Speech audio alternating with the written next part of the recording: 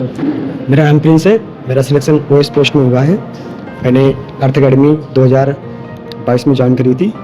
सबसे पहले जर्नी मेरी यहीं से स्टार्ट हुई है। इसमें मैं केवल मैथ ही पढ़ा करता था। शुरू में सर की सारी बातें जो बताते थे वो फॉलो नहीं कर पाता था, क्योंकि मेरा आलस मेरे सर की बातों से ज़्यादा हावी बढ़ता था। बाद में जब लगा कि इस तरह नहीं हो पाएगा तो फिर मैंने अपने आलस को थोड़ा काबू करना सीखा। जब आप बता रहे हैं कि ये पहले आप फॉलो नहीं कर पाते थे लेकिन फिर फॉलो करने लगे, तो ऐसा कोई मोमेंट जो आपको लगा नहीं अब तो करना पड़ेगा?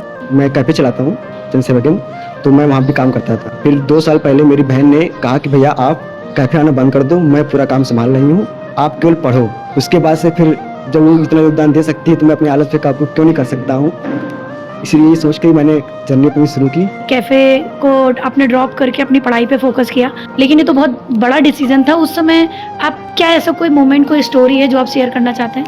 मुझे ये लगता था कि जब मेरे परिवार वाले, मेरी बहन इतना बड़ा योगदान दे सकती है तो मैं आप जस्ट इतना छोटा सा काम नहीं कर सकता कि एक नौकरी ले लूँ। सर के साथ कोई मोमेंट जो आप शेयर करना चाहते हो? मुझे सर की सारी बातें अच्छी लगती थी।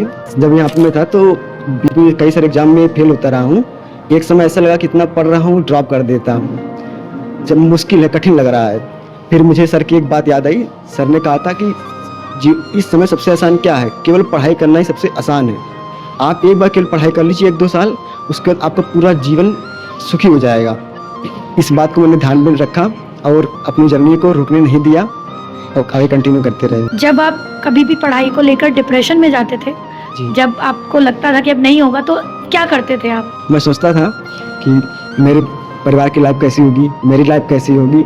जो सुविधा मेरे पेरेंट्स ने मुझे अभी तक देते आ रहे हैं, भले उनको वो ना मिला हो लेकिन वो मुझको देते आ रहे हैं, क्या वो सुविधा मैं आगे चल के जब वो देने में असमर्थ होंगे मैं उनको दे पाऊँगा? ये दिमाग विचार हमेशा मन में रहता था और ये मुझे मोटिवेशन ज़्यादा करता था कि मैं अपनी तैयारी करता रहूँ और बिना रुके करता रहूँ उसमें।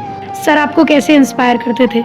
सर की पर्सनैलिटी से पता चलता है कि सर का फोकस एक ही जगह पे रखते हैं और हमेशा रखते हैं। वो सुबह जिस टाइम पे उठते हैं डेली उसी टाइम पे उठ जाते हैं, कोई आलस नहीं करते हैं। क्लास लेनी है तो क्लास लेनी है। जब बहुत ही ज़्यादा बीमार होते थे तभी सर क्लास कुछ बंद करते थे, नहीं तो सर की क्लास भी बंद नहीं होती थी। हम लोग यहाँ पे जरा बीमार हो जाए, कहीं पर जा रहे तो टाल मोल के क्लास नहीं आते थे, लेकिन सर ने ऐसा कभी नहीं किया। सर ने ज़्यादा कोशिश की कि वो क्लास बच्चों की ले सके और हम लोग को पढ़ाते रहें। सर सवाल में भी अच्छे से डाउट क्लियर करते थे। शुरू में डरता था कि अगर सर से पूछ लूँगा कुछ डांटना पड़ जाए, सरल क्वेश्चन ही पूछ लूँ, लेकिन बाद में लगा कि नहीं, पूछना जरूरी है और सर ने डाउट भी क्लियर करने शुरू किए थे बिना किसी हिचक के। थैंक यू प्रिंस, आपके आने वाले फ्यूचर के लिए आपको congratulations and all the best. Thank you.